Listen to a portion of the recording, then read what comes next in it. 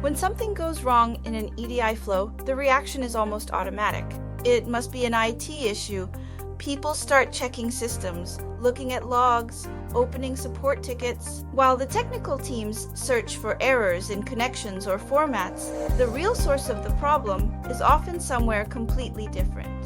Where EDI really lives is not just in the servers, but in the connections between business processes. EDI doesn't just connect systems, it connects companies and business processes. It links orders to deliveries, deliveries to invoices, and invoices to payments. IT makes the technology possible, but the business defines how it should behave, which data is required, what deadlines matter, how exceptions should be handled. When EDI is treated as just another technical interface, ownership becomes blurred.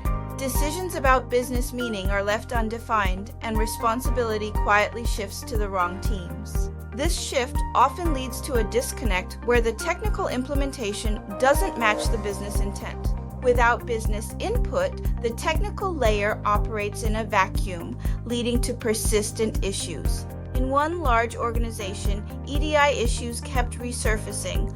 Orders were delayed, invoices were questioned.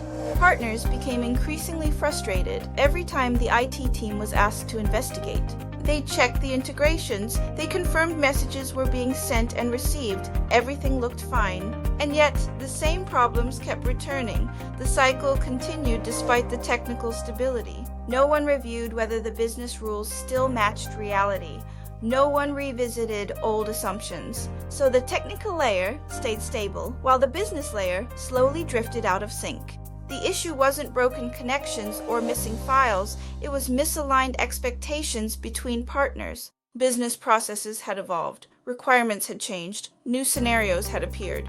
But the EDI rules that governed those exchanges had never been updated to reflect that change. IT ensured the messages kept flowing, but no one was responsible for what they represented. Technically, EDI was working. Organizationally, it was disconnected from the business. EDI isn't just a technical challenge, it's a coordination challenge between two worlds. If ownership sits only with IT, EDI slowly becomes detached from day-to-day operations. Sustainable EDI requires shared responsibility, a true partnership. The business defines the intent and the rules. It ensures those rules are implemented reliably. Without that partnership, the same issues will keep repeating, no matter how stable the systems are. In the next video, we'll look at what happens when the business simply assumes the data is always correct. We'll explore why that assumption can be risky and how to verify your EDI exchanges. See you in the next one as we dive deeper into the world of business-led EDI.